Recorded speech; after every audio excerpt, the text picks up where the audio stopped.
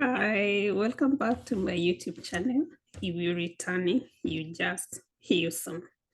If you're new here, this is the place. We're learning a lot of better ways of reporting, better ways of doing financial statements, better ways of being better accountants, better finance managers, better CFO. So this is Mombua, your future CFO. So in this video, we're going to be looking at retained earnings. So what are retained earnings? Retained earnings are money that the organization has accumulated, profit that we've accumulated from past period. And this is part of the shareholders' equity. In the balance sheet, it's reported as part of the shareholders' equity simply because this is money that belongs to the owner of the organization. So, what do we use retained earnings for?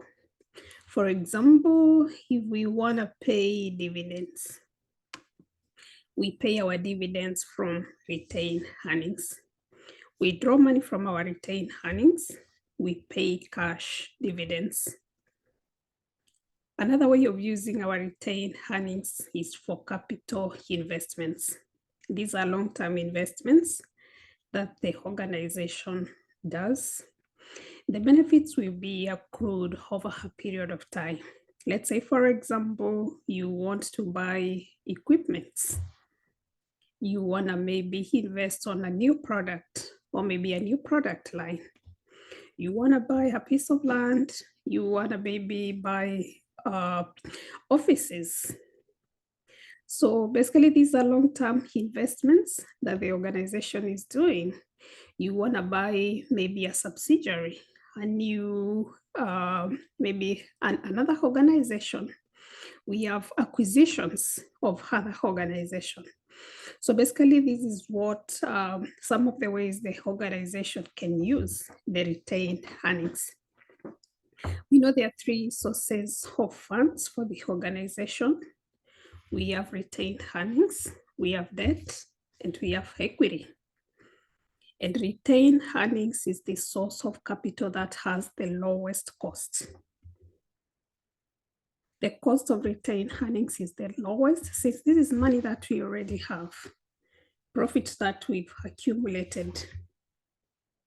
So it's the lowest in terms of cost, and it is the cheapest to use to finance our long-term capital investments. So how does an organization go about a capital investment? Every organization has a criteria for doing capital investment. They have like the threshold, the minimal requirements. And there are different ways of evaluating capital investments to make sure that they meet the criteria of the organization. For example, there is NPV, where you use a discount rate to equate cash flows, future cash flows to present. And even if a capital investment has an NPV, a positive NPV, that's a good investment.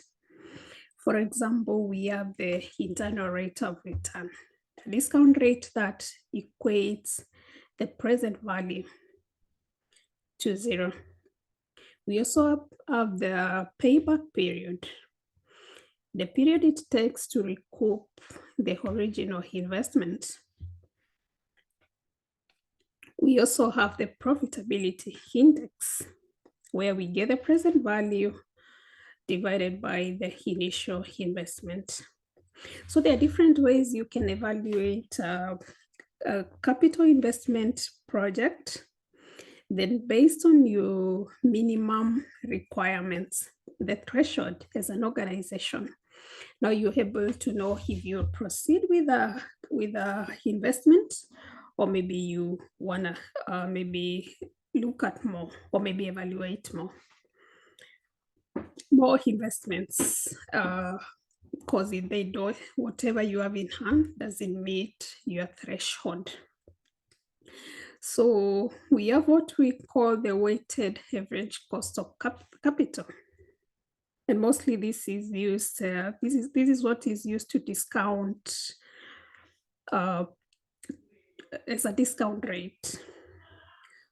To evaluate this project, when we are converting the future cash flows to present, we need a discount rate. Let's say, for example, a 14%, a 16%. How do we arrive at that? We get the different sources of capital for the organization. We have debt, we have equity, and we have retained earnings. We get the weighted average cost of capital of the different sources of capital. Then now we're able to come up with our rate of return.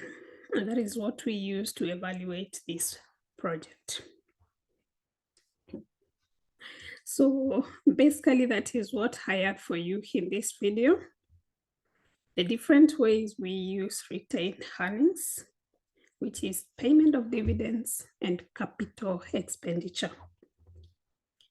And when I talk about capital investment, I'm talking about long-term investments where the value will be realized over a period of time.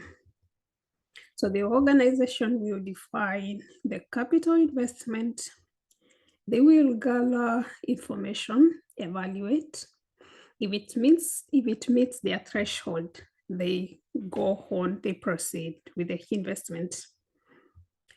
Then the revaluation, the implementation, and continuous monitoring. There is also what we call the post-implementation audit, where we audit the projects that we've invested in. And it's so good to audit because it helps management to evaluate how did we use our resources, what is the actual versus what we forecasted to use. So you're able to evaluate the variances, and that way you're able to forecast better, to make better capital investment decision. You know areas that you need to check when you're making capital investment decisions. Another thing that you're able to get is, when you're gonna be audited, you do things the right way.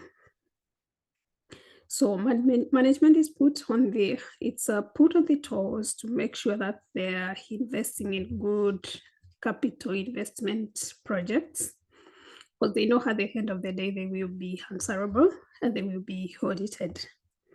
So basically that is what it involves when it comes to capital investment projects. And I hope you've learned something new.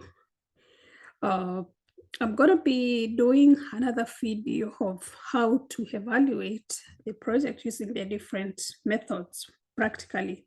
Because I said, if you want to know how to do something well, do it practically. We're going to be doing NPV, we're going to be doing IRR, profitability index, and payback period. So watch out for the video. Make sure you watch, you get to understand how to go about it.